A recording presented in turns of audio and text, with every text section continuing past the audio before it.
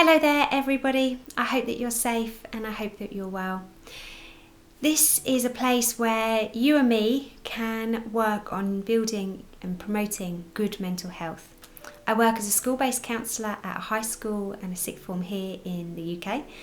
I'm also a family support worker and at primary school, and I also travel to deliver training to adults about mental health in children and young people, as well as doing school assemblies or PSHE and doing some blogging as well. Creating this channel was the best thing that I did, and I'm not too sure where I'm going, but I completely love it.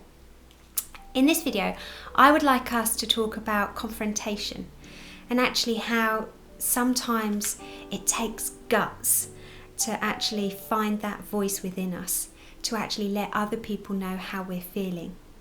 Confrontation isn't necessarily something that we all enjoy doing. Sometimes with confrontation, we are so keen to assert ourselves and to stand up for ourselves. But actually what may happen is that we hold back with the fear of saying something that we may regret or that actually may damage that friendship or that relationship. So often what happens is that after the event we ruminate, we think to ourselves, gosh, why didn't I say this? Why didn't I say that? And it can just often make us feel quite pants really. So in this video I would like us to kind of explore what's going on when it comes to facing confrontation in a healthy way, okay? That's my most important point.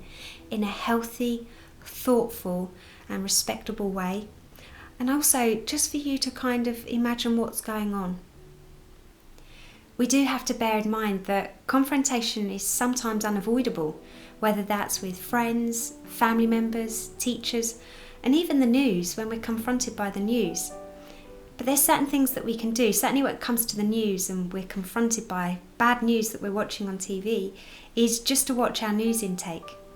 But actually, if we can just understand, albeit really briefly, what's going on behind the scenes with our brain, it might just allow us to have a better opportunity of realising what's going on. Often what's happening is that whether we're under attack or whether we think that we're under attack, is our body will go into this response of fight, flight or freeze. And often sometimes what happens is that we take the smallest of opportunities where we're not actually in danger, but it's just that we think we are. So the fight, flight or freeze is basically just a response that we have to stressful situations. And when it comes to When it comes to confrontation, what sometimes happens is we may instantly go into that fight mode. We might instantly go into like shouting and screaming and standing up for ourselves. Equally, it might just kind of fly away from the situation. Take yourself away from the situation where maybe that person who's spoken to you in a really negative, unkind way is just too overwhelming for you, so you may just take yourself away from the situation. Or there's other times where you will just freeze and you will allow them, whether you like it or not, to just keep going. What I want us to remember is that you matter, and that actually the way that you may be treated from other people, whether that's friends or family, is actually about you realising your own self-worth. Now, confrontation is not easy, and actually sometimes it is easier just to walk away or just to allow that person to say those hurtful words.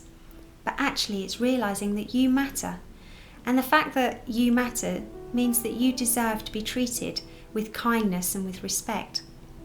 Now, for some of us, certainly during lockdown that we've already experienced, home life may have become more tense compared to normal. And I think we need to just acknowledge that going through a pandemic is going to be tough. You know, we're not out of the pandemic yet, but we're in it together. What I need us to remember is that the past experiences that we may have been through are actually allowing us to learn. And actually, the confrontation that we may have had, even if it was at primary school, if it's been with previous teachers, is actually, it allows us to kind of review what it is that we find confrontation so hard. Is it because you get embarrassed? Is it because you feel that you're not worth it? Is it because you feel that actually this is just what you deserve and that actually you don't deserve people's respect or kindness? And with that, I'd like us to review previous situations. I'd like us to actually see maybe what has happened in the past and why we reacted that way. Confrontation is something that can be tricky to deal with, but dealing with it in the right way will allow you to just kind of grow as a person. So, here's some points for you. I'd like you to actually learn from the past. Now, even if you're a young person, it doesn't necessarily mean that you haven't got experiences from the past where maybe you've been treated poorly, unfairly, with disrespect, or maybe that you've reacted in a bad way, or even that you've had confrontation that's gone maybe a bit wrong. It's about learning from our mistakes, and you guys know I've done more videos on this about the importance of learning from our mistakes and turning them into learning curves. I'd like you to explore actually who is it that you're angry with? Who is it that's actually really hurt you? Often what happens is the way that we feel, that may be from a different friend or family member, can sometimes be projected onto another person. So actually what I'd want you to do is to just check in with yourself and just find out, how are you truly feeling? But who are you actually feeling sad, hurt, disappointed, disrespected by? Just to make sure that we're about to have the conversation when the time is right with the right person. I'd want you to address what is the underlying kind of cause that makes it harder for you to have confrontation. Is it because you're frightened of saying the wrong thing? Is it because you're embarrassed? Is it because actually you feel that you're not worth it, therefore it's okay for people to treat you in an unkind way? I want you to remember that nobody likes confrontation. It's hard to deal with, it's hard to process. When it does come to actually composing yourself and having that confrontation, I'd like you to do that in a way where you've almost kind of got that confidence. I want you to imagine a confident you and picture it. Imagine you confidently addressing the situation with that person. You might want to make some notes just so then you can kind of keep on track. It's about you giving this confrontation in a kind and respectable way. We don't want anything to be thrown back into our face that we was rude or we said unkind things. So it's about composure. It's also about body language. Never underestimate the importance of your body language. And actually, I promise you that, and try it, you just going from your normal body language, your normal posture, to actually standing tall, standing firm, with your feet on the ground, really feeling that, that you deserve to be treated with kindness. You opening up your chest will actually allow you to have more confidence. It will allow you to realise that almost you can speak from the heart more, and that actually, flicking up your chin, that you deserve to be heard. Also, a top tip is to maybe stop thinking of the things that could go wrong and actually to start thinking of the things that could go right. When it comes to confrontation, it's so easy to think, oh, what if they say this? What if they do that? And we can almost gear ourselves up for a full-blown argument maybe.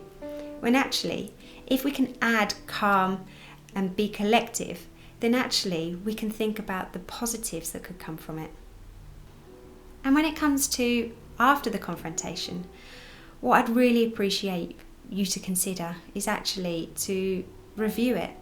And I'd recommend that you do that on your own, or do it with somebody that's kind of like an equal figure, like a parent, a carer, a teacher, just where there's somebody that can hear both sides of the story, where you're not going to gossip, where you're not going to badmouth the situation, but you're just going to review the situation. I'd also want you to think about kind of that realization of how you're feeling. So just that self-awareness, just kind of tapping into how you're feeling. And then here's the hardest thing. I need you to almost kind of allow it to be and to kind of move on with it. If you're constantly going to be thinking of, what happens next time, then that's just going to leave you in a bit of a rotten place. So it's about the importance of you've been brave, you've found your voice, you've acted upon it. And then it's actually kind of what will happen, what will be. You cannot control that. So it's about reviewing it. It's about feeling it, and it's actually about kind of allowing it to be and to let it go. So then you're not being bitter and you're not taking it on and keeping something, ruminating within your mind, but also with the situation of just taking it out and just dragging it out. So there you go. Confrontation is tough, but actually sometimes what happens in life is that we can be treated really unkindly by people. And actually, as I said just a few moments ago, you don't deserve that. You're awesome. Stay awesome. And I'll see you in the next video. Take care, everybody. Bye.